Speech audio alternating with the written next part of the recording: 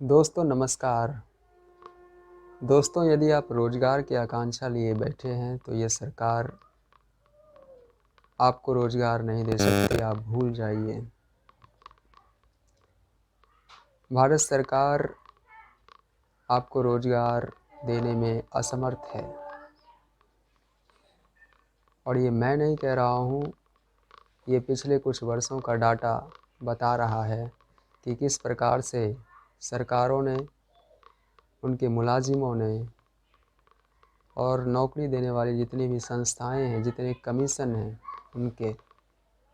उन सबों ने अपनी वैकेंसीज़ किस अनुपात में लगातार घटाई है। आबादी लगातार बढ़ रही है और वैकेंसीज लगातार कम की जा रही है। तो इसके क्या मायने हैं?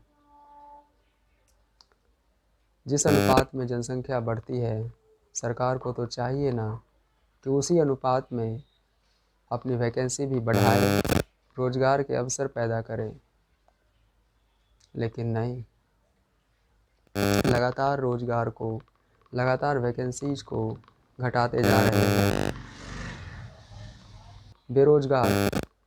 बेरोज़गार कितना भी ट्विटर कैंपेन कर ले, हैशटैग मोदी रोज़गार दो चला दे, हैशटैग मोदी जॉब दो चला दे, लेकिन इस सरकार के कानों में जूं तक नहीं रेंगने वाली। क्योंकि इन्होंने ऐसी नीतियां बना रखी है, इन्होंने अपनी ऐसी व्यवस्थाएं बना ली है कि जिसमें ये आपके आकांक्षाओं के काम नहीं आ सकते। इनमें जो बड़े बड़े पूंजीपति हैं, जो बड़े बड़े उद्योगपति हैं, उनका फ़ायदा इनमें निहित है। इनमें स्टूडेंट्स का, इनमें रोज़गार मांगने वाले एस्पिरेंट्स का, इसमें कोई स्थान नहीं है।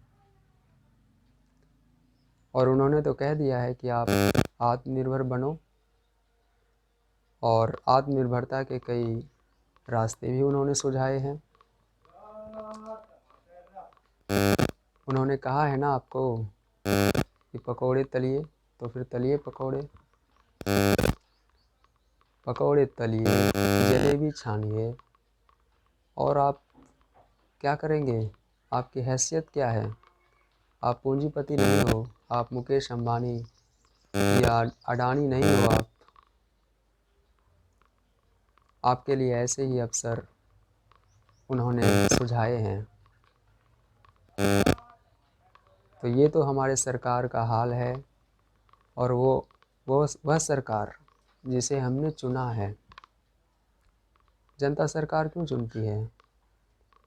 इसीलिए तो चुनती है ना कि जो जनता की इच्छाएं हैं, जो उनका सपना है, उन सपनों को पूरा करने के लिए उनकी बनाई हुई सरकार लगातार काम करे। लेकिन जब अपनी चुनी हुई सरकार ही दगाबाज हो, दगा देने लगे, धोखा देने लगे, तो फिर जनता कहाँ जाए?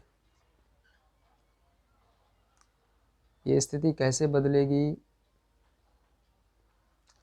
फिलहाल कोई रास्ता नहीं दिख रहा है, क्योंकि ये सरकार बहरी हो चुकी है, बहरेपन का शिकार हो चुकी है। आप कितने भी इनके कानों में शोर मचा दें, ये सुनती नहीं है। इनका अहंकार इतना बढ़ गया है क्योंकि आपने बढ़ा दिया है। 300 से ज़्यादा सीटें हैं लोकसभा में, राज्यसभा में भी इनकी गिनती कम नहीं है। तो फिर ये मनमानी कर रही है और आप कुछ कर नहीं सकते। भारत के बेरोजगार युवा अपनी योग्यता के अनुसार ही आपसे काम मांग रहे हैं, आपसे अवसर पैदा करने की गुहार कर रहे हैं। वो भिखारी नहीं है। एक बार तो भिखारी को व्यक्ति अनसुना कर देता है, इग्नोर कर देता है, और आप हमें इग्नोर कर रहे हैं, आप हमें भिखारी समझ रहे हैं। हम ऐसे नहीं हैं, हम तो अपना हक मांग रहे हैं। भिखारी को ना दे तो वो चला ही जाएगा, लेकिन अगर हमारा हक है तो हम उसे छीनेंगे और हम उसे लेकर रहेंगे। और आपको सुनना होगा, क्योंकि आप भी हमारे बीच से ही वहाँ जाकर उस पद पर आसीन होते हो। आपकी गरिमा बनती है तो हमसे बनती है, भारत की जनता से बनती है, भारत की युवाओं से बनती है। और आप हमें ही खारिज कर रहे हो, और आप हमारी ही आवाज़ को नहीं सुन रहे हो। क्या इतना बढ़ गया आपका अहंकार कि आप किसी की नहीं सुनोगे? समय का पहिया लगातार चलता है और अपनी स्थिति बदलता है।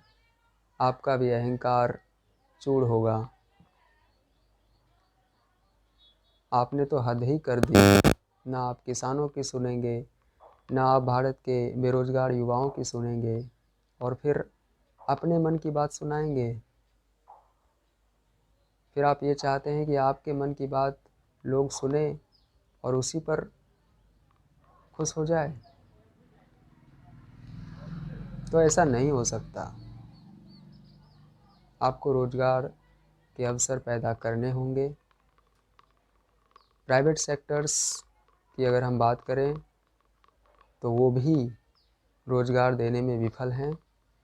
आप डाटा उठाकर देख सकते हैं, केवल इस पैंडेमिक में ही लगभग 1 करोड़ से ज़्यादा नौकरियां चली गई।